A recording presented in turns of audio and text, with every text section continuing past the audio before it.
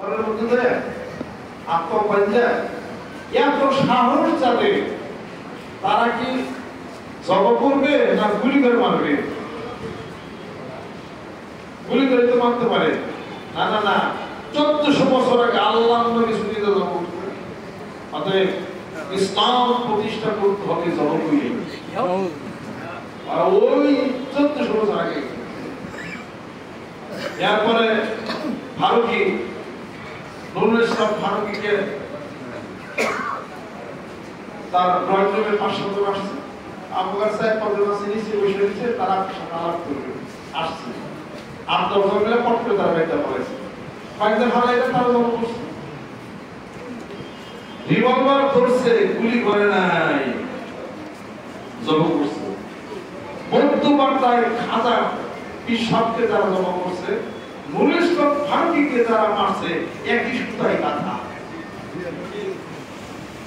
এবং শুধু তাই না, হলি আর্টিস্টে যারা মানুষ জব করছে, অবয় একই সুতায় গাঁথা। তবে একটা ভুল পাইছি আমি, এরা বাংলাটা খায় না, বিড়ি খায় না, বাংলাটা খায় না, মদ খায় না, মাথার ব্রেন খুব গোল, খুব ঠান্ডা। এদের ব্রেন ওয়াশ করে দেওয়া হয়েছে। এরা হলো বিদেশিদের একটা হলো চক্র। কোন মানুষ যদি আপনি মনে করেন সে ইসলামের রাস্তা নেয়, তাকে তারা জবর করে মারবেন, এরকম তো হাজার হাজার সবই জবর মারবেন। তাহলে দিনের দাওয়াত দেওয়ার জন্য কার কাছে যাবেন সেটা বলেন, আগে দাওয়াত দেন। আল্লাহ নবী সাল্লাল্লাহু আলাইহি ওয়াসাল্লাম দাওয়াত দিয়েছে, কাফের ভালো হয়ে গেছে, কাফের ভালো হয়ে গেছে। আজকে যে কোন খারাপি এই মন মানসিকতার বিকৃত মস্তিষ্কের বিপরীতে আপনি যদি আল্লাহর জিকির তাদের মধ্যে ঢুকাইতে পারেন, এই বিকৃত মস্তিষ্ক ভালো হয়ে যাবে। আরেক ইঞ্জিনিয়ার সাহেব ওনার বিল্ডিংটা দেখে আসছে, পরে ছেলে এখন সিগন্যাল করে রাখছে মিরপুরে। আমাদের যে খলিল আছে তার বাসায় প্রোগ্রামিং গেলাম, সবাইকে ব্রেন ওয়াশ করে দিল।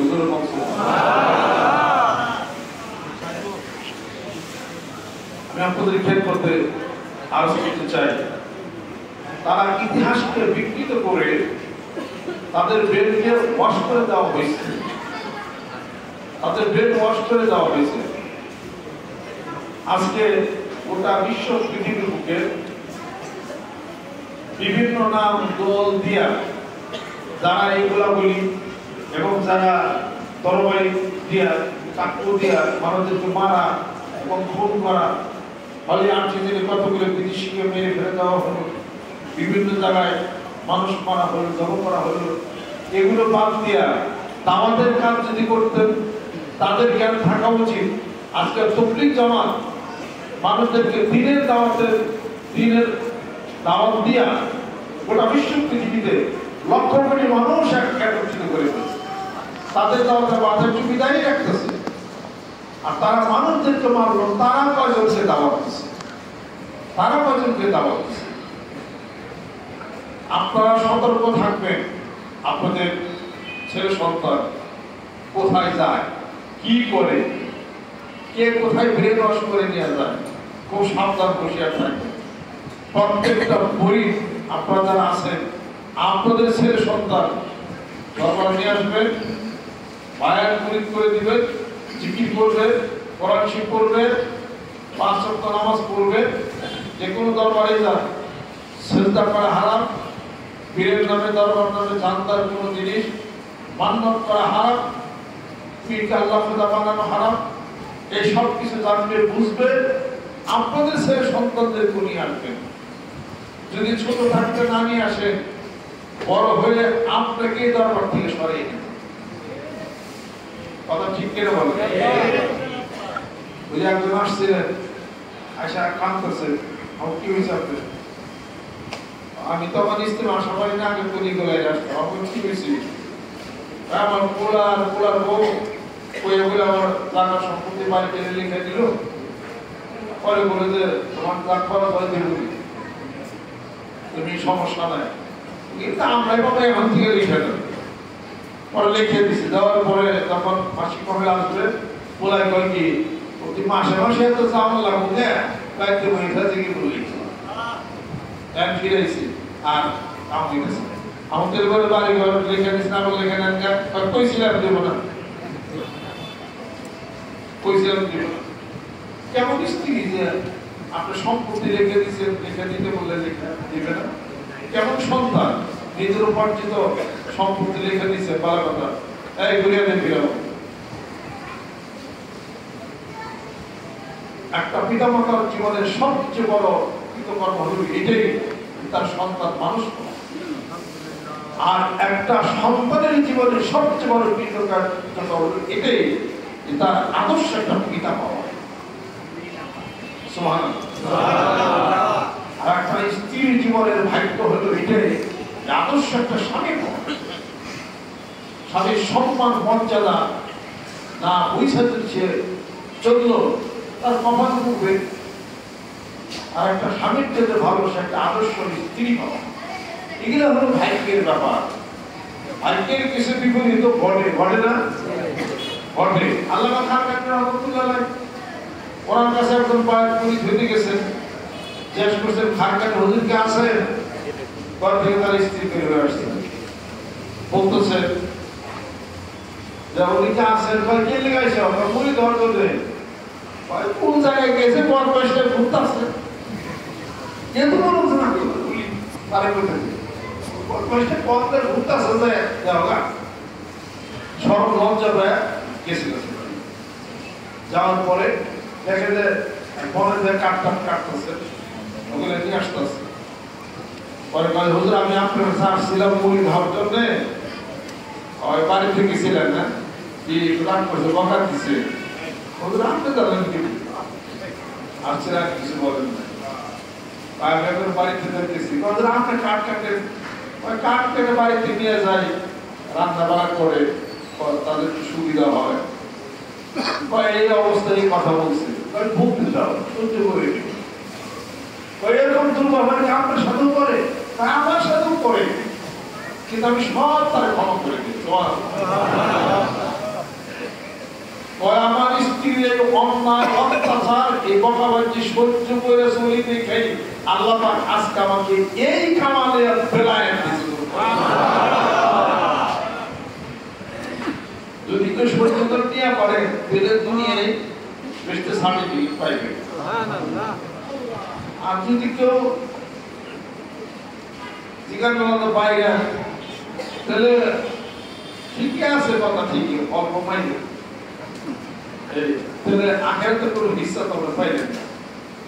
আখেরাতের জন্য কিছু জমা রাখতে গেলে দুনিয়াতে কিছু ছাড় তাকে অবশ্যই দিতে থাকে হবে। আর যদি লাখ বেশি উঠে যায় তাহলে মেসাকটা মানুষ যায়, সমস্যা নেই।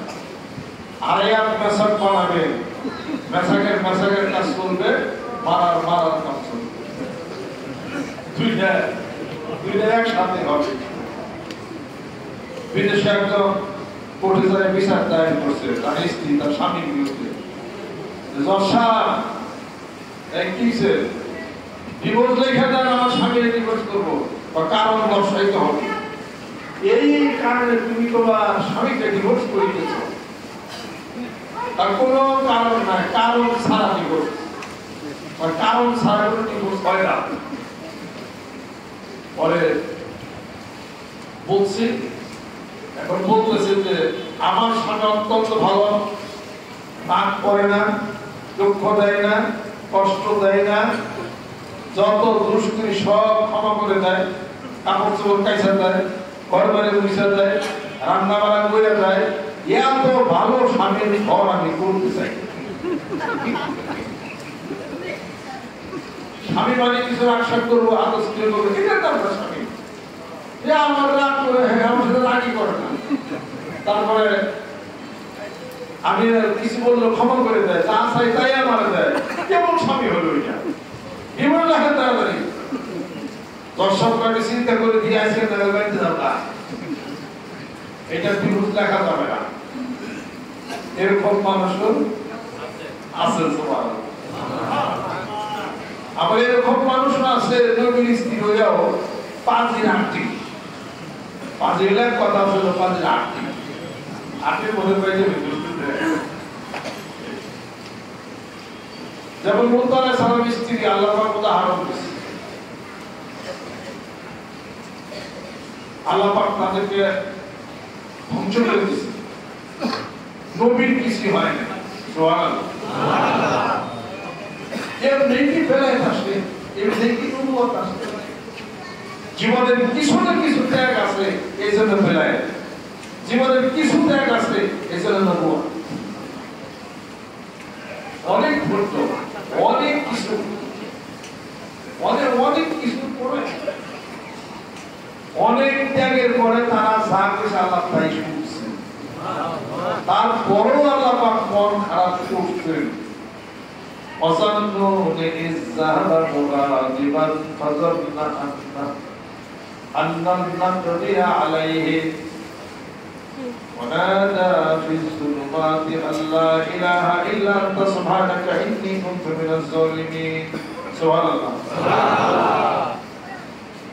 অন্তত আল্লাহ পাক তার রাসূলকে হুঁশিয়ার করে দিয়েছেন ওয়াসবির লিহুকমি রাব্বিকা ওয়া লা তাকুন কাসাহিবিল হুদ রাসূল ধৈর্য ধারণ করেন মাছ ফলার মতো হয়ে না আর আমার ইব্রাহিম তো ছিল উন্নত অনেক ত্যাগের পরে হাসিল হয়েছে এরপরে নবীরা যা বলছেন আল্লাহ পাক তাই শুনছে তারপরে একটু ব্যস্ত হইলেও আল্লাহ পাক অমুক দিয়েছেন তোমার ছেলের মাপের জন্য তুমি বলো সে তোমার আহার পরিবারের করো সে তোমাকে মানেই নাই অর্থাৎ পানির মধ্যে সে তো বিশ্বাস করে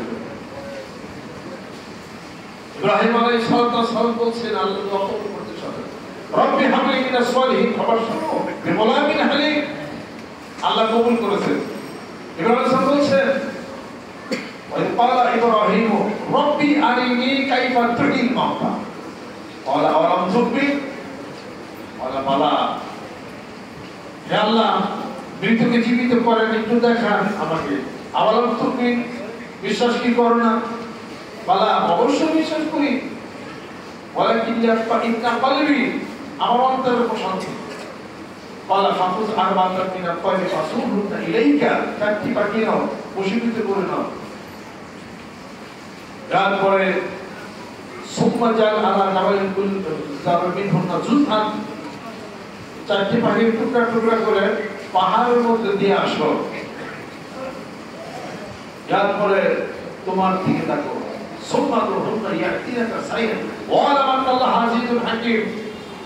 এবার পাখিগুলি কি তাকো দেখো তোমার দিকে দ্রুত চলে আসবে অনেক ত্যাগের ফল